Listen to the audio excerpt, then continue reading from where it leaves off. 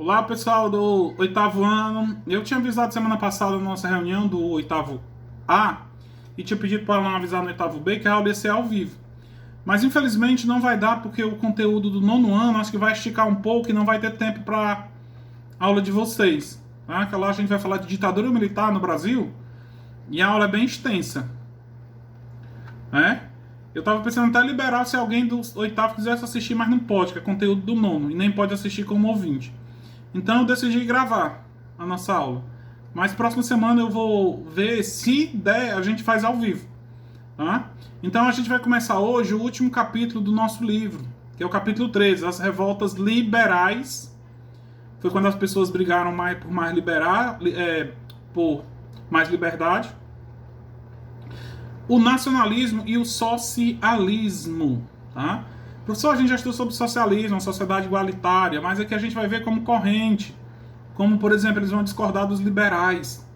Tá? Porque os liberais eles queriam uma liberdade de comércio, mas queriam apenas a participação dos ricos. Os pobres eram excluídos do processo.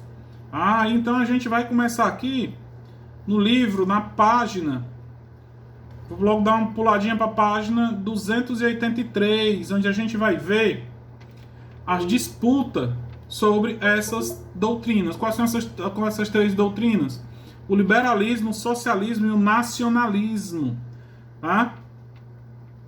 A gente vai ver que o liberalismo é oriundo da época da Revolução Francesa ainda, dos jacobinos, onde os liberalistas eles pregavam a não intervenção do Estado na economia. Quer dizer, se eu tivesse uma mercadoria, ou se eu fosse tivesse um mercantil, eu poderia vender meus produtos para quem eu quisesse sem o Estado de chegar e dizer, você só vai vender para tal pessoa e tal. E os liberalistas também defendiam a sociedade, ou a propriedade privada, que o Estado não se metesse dentro da sua casa. Professor, qual é o exemplo aí que o Estado se mete? Vocês vão estudar ano que vem no nono ano a questão da política do filho único na China. Né? E isso, o Estado chinês invadia as casas das pessoas, literalmente, você só pode ter um filho. Se tiver mais de dois, paga um monte de imposto. Tá? Então, para os liberalistas, eles tinham essa concepção, liberação da economia e principalmente da propriedade privada garantida. A casa é minha, ninguém invade. Aqui é a mesma coisa do comércio. O comércio é meu, eu vendo para quem eu quero. Mas vamos ver o que é que o livro diz. Ó. E eles queriam liberalismo, mas ao mesmo tempo eles não queriam a participação dos pobres, só dos ricos. Ó. Oriundo, leia o que está no livro de vocês, que a gente tem que ler, o motivo vocês já sabem. Oriundo dos ideais jacobinos da Revolução Francesa, os liberais defendiam a concepção dos direitos políticos e econômicos. Né? Tem que ser conquistados, direitos políticos, se candidatar, não ser perseguido pela sua opinião, ter liberdade de expressão. Além disso, entendiam que a economia não poderia sofrer intervenção do Estado e que a propriedade privada tinha que ser garantida e respeitada. Para os liberais, apenas as pessoas da classe rica, principalmente a burguesia, poderiam ser considerados cidadãos e, portanto, ter direitos políticos como votar e serem votados. Então, eles queriam uma liberdade política, mas apenas para os ricos, que eram os donos das empresas. Aí vem o socialismo, que a gente já sabe que o socialismo é uma sociedade igualitária. Jamais ia concordar onde só rico participasse.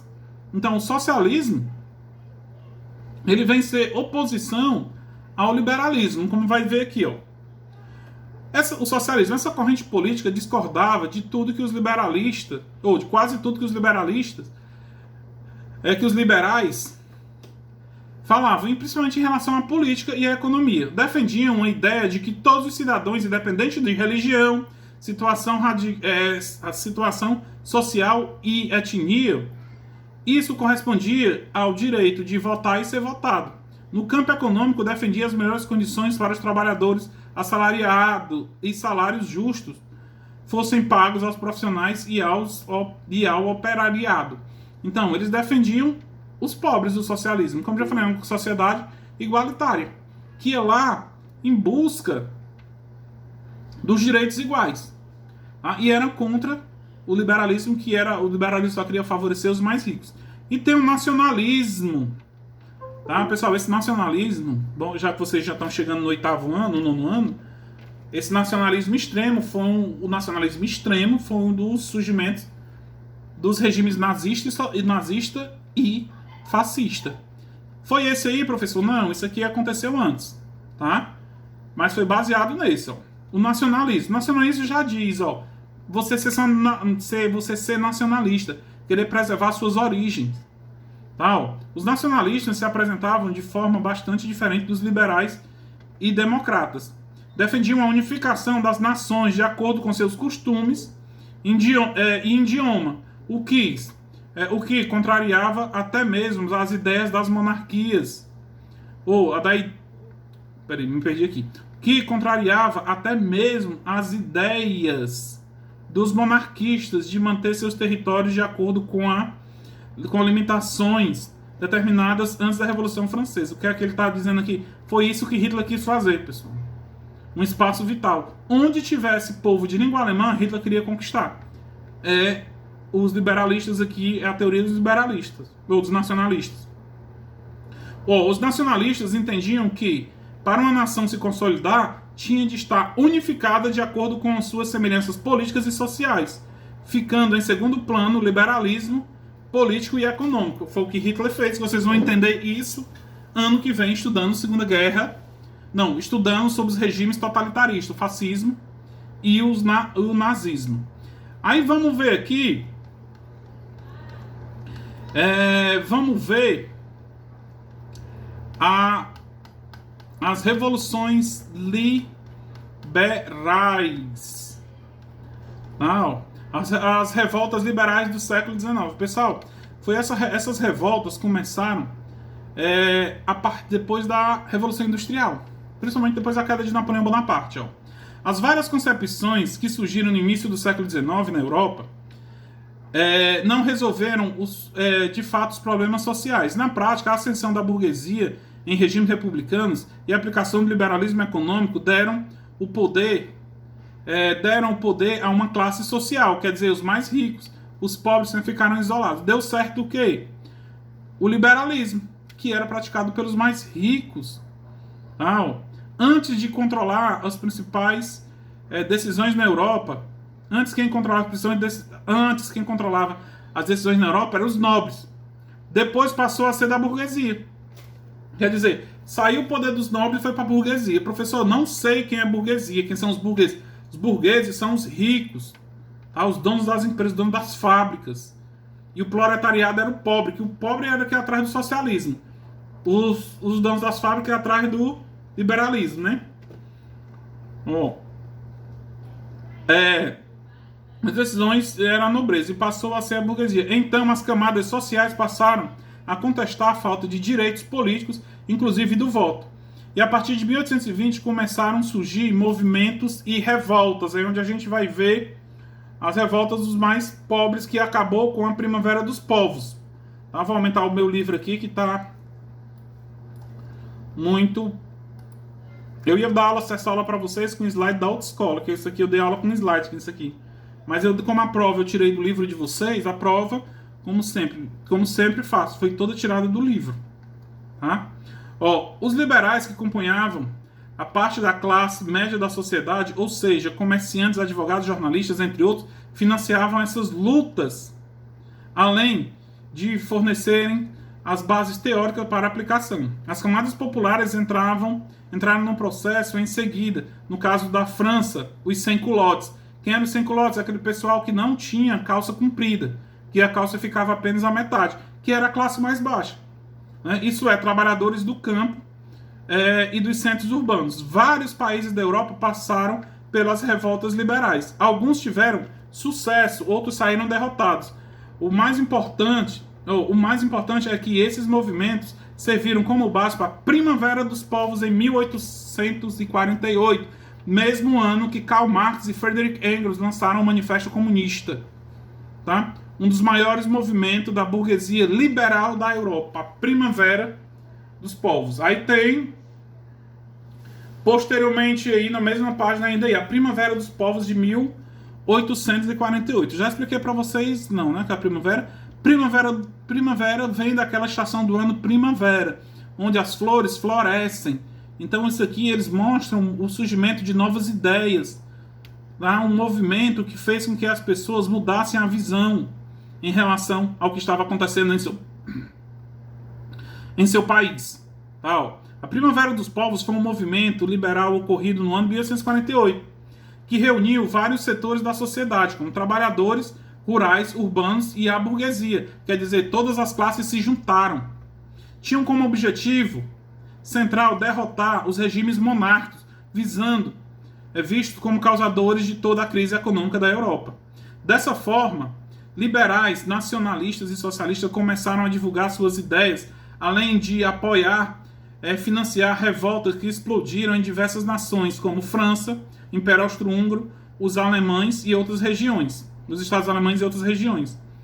As revoltas tinham características liberais, nacionalistas e democráticas, mas defendiam a república e envolviam interesses da burguesia, que visava controlar o poder na Europa. Pessoal, ano que vem, no 9º ano, vocês vão estudar sobre a Primavera Árabe. Foi um movimento que aconteceu agora em 2009, que tinha esse mesmo fundamento: tirar do poder pessoas que estavam há muito tempo. Então aqui todas as classes se reuniram para tirar os reis do poder, os reis, os governantes que estavam no poder. Mas olhem, professor, mas os ricos estão junto com os pobres. Os ricos industriais, mas eles usavam, aqui praticamente eles usavam os pobres para conseguir o que queriam. Na verdade, eles queriam chegar ao poder. Os principais fatores que levaram às revoltas liberais de 1848 foram a crítica contra os regimes monárquicos defendidos pela Santa Aliança. Professor, não sei o que é a Santa Aliança. A Santa Aliança foi um movimento que surgiu na Europa depois que Napoleão foi destronado na França. A Santa Aliança ela redefiniu as fronteiras da Europa e deu aos seus antigos reis o trono de volta, porque Napoleão tinha conquistado a Europa quase toda. Tá? Então, era as críticas do regime monárquico defendido pela Santa Aliança. Outro, o surgimento de novas concepções políticas, como o liberalismo, a democracia, o nacionalismo e o socialismo. Então, esses movimentos ajudaram muitas pessoas a pensar. Professor, mesmo liberalismo, porque como eu acabei de dizer aqui, nesse movimento da Primavera dos Povos participavam tanto ricos como os pobres. Então, todos os movimentos ficaram juntos. O que chama a atenção aqui é a democracia. Né? Como eu estava conversando agora há pouco com uma pessoa pelo message do Facebook, eu estava falando para ela que hoje a gente vive num regime democrático. Ela pegou e perguntou: mas como é que a gente vive numa democracia se a gente é obrigado a votar?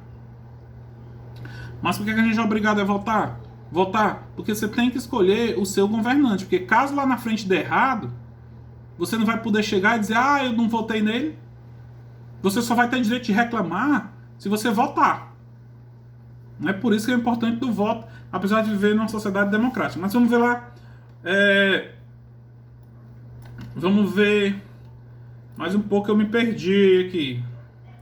Né? Outro fator: a forte recessão econômica devido à distribuição do conselho, ou a destruição das colheitas por pragas naturais e pela seca, que levou os camponeses a participar da revolta. Esse aí foi o interesse dos camponeses. As mudanças climáticas causaram a perda da lavoura.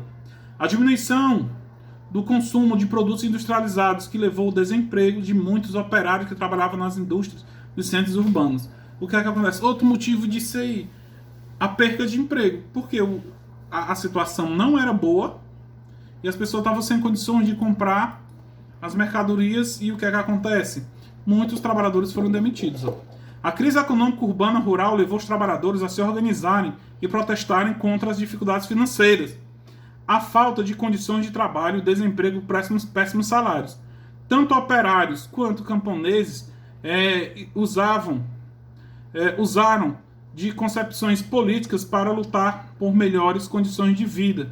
Várias batalhas foram travadas. Houve muitas vitórias dos exércitos populares. Tá? Os populares ganharam muita coisa, mas logo acabavam derrotados.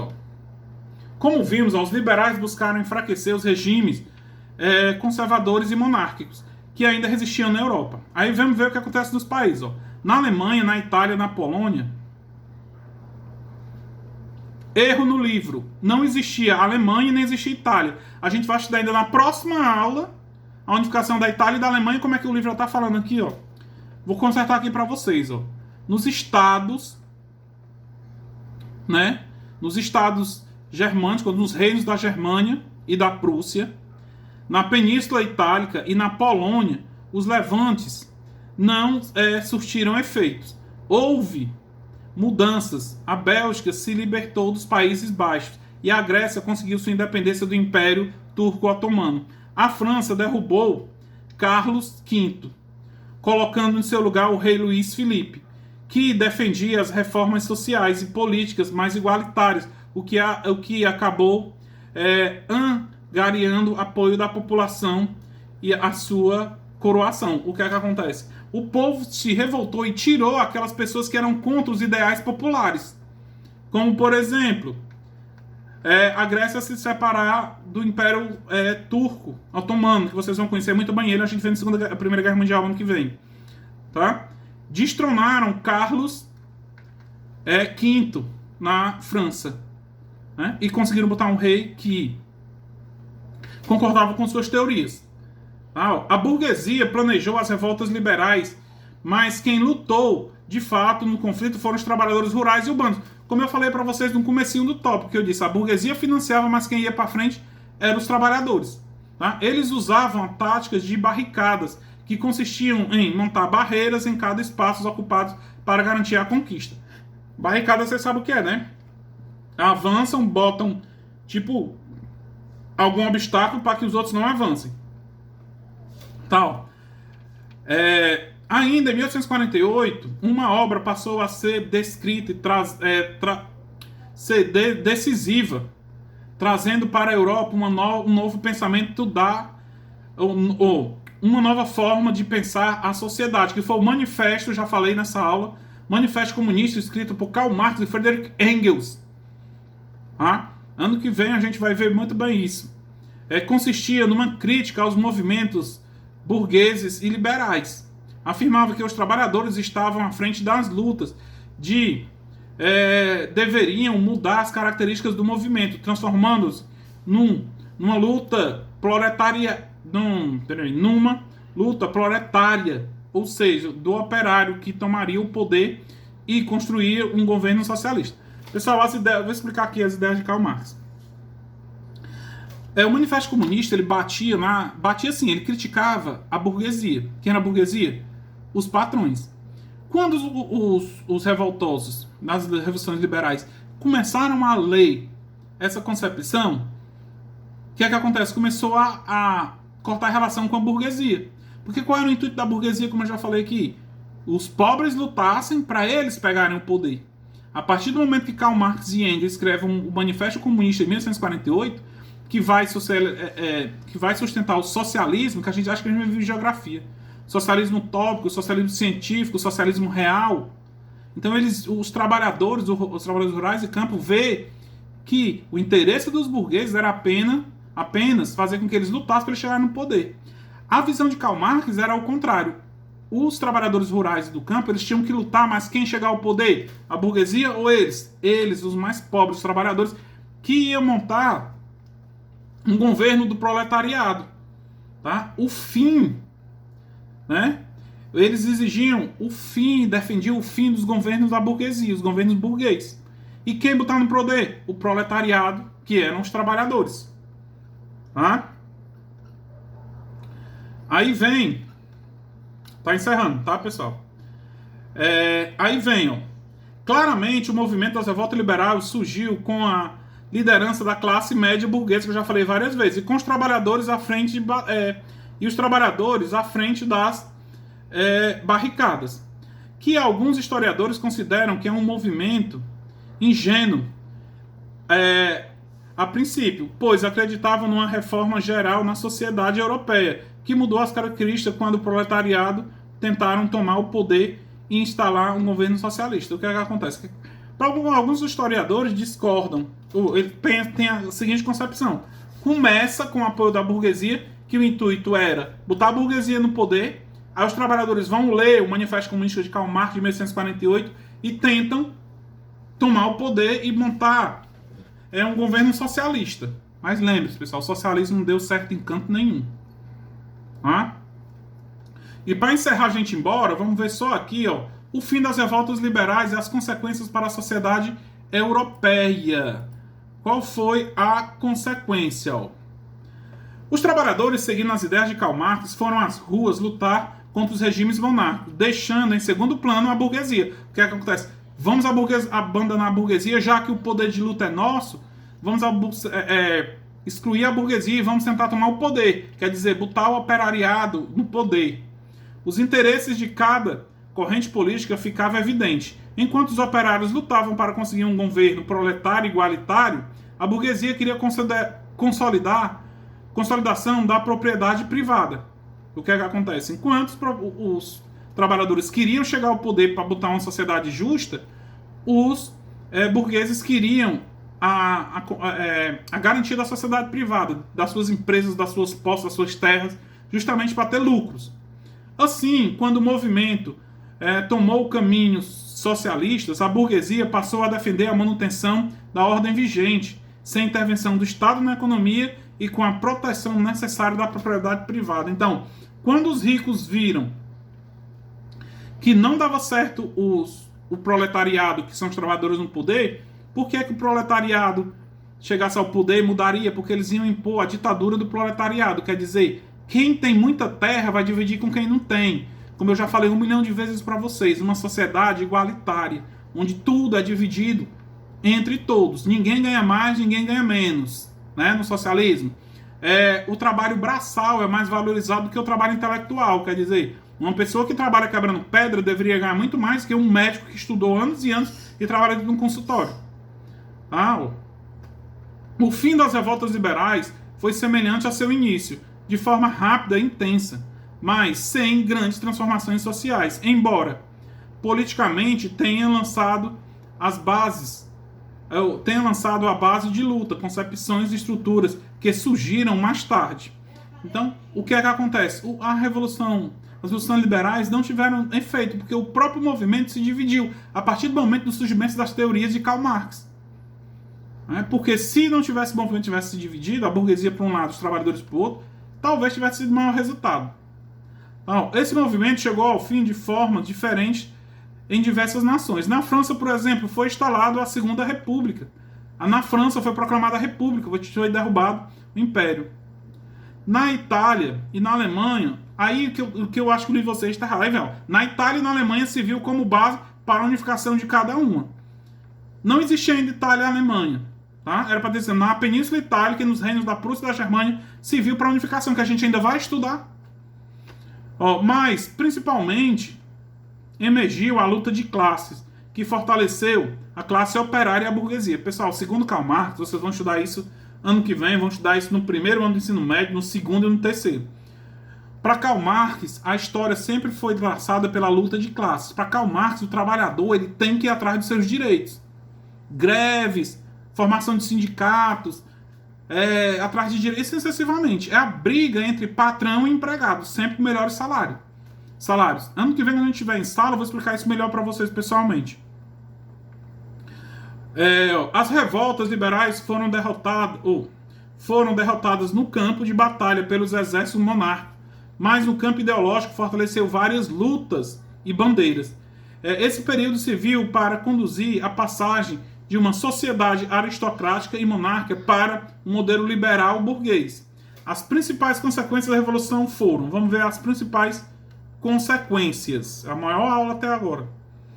A consolidação da classe operária, que começou a se organizar em sindicatos, associações e a luta por melhores salários e condições de trabalho e vida, como eu acabei de explicar. A partir do momento que começou a surgir a briga de classe, o movimento operário ficou mais forte.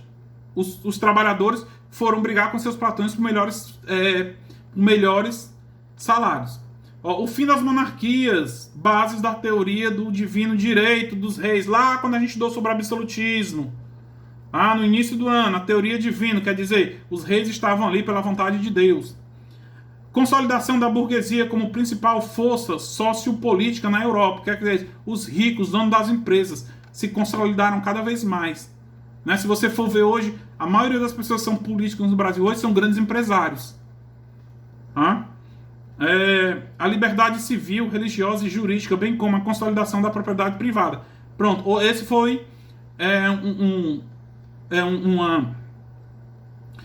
um direito de todos, tá? De cada um, tanto rico como pobre, ter sua propriedade privada e ter liberdade do seu culto.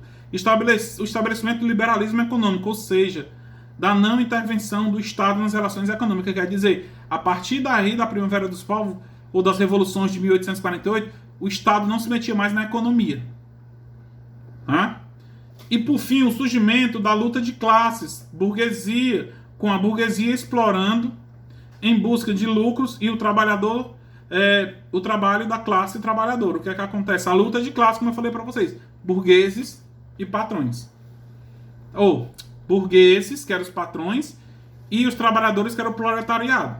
Tá? Tô deixando aqui para vocês a atividadezinha do livro, que é a página 288 e 289.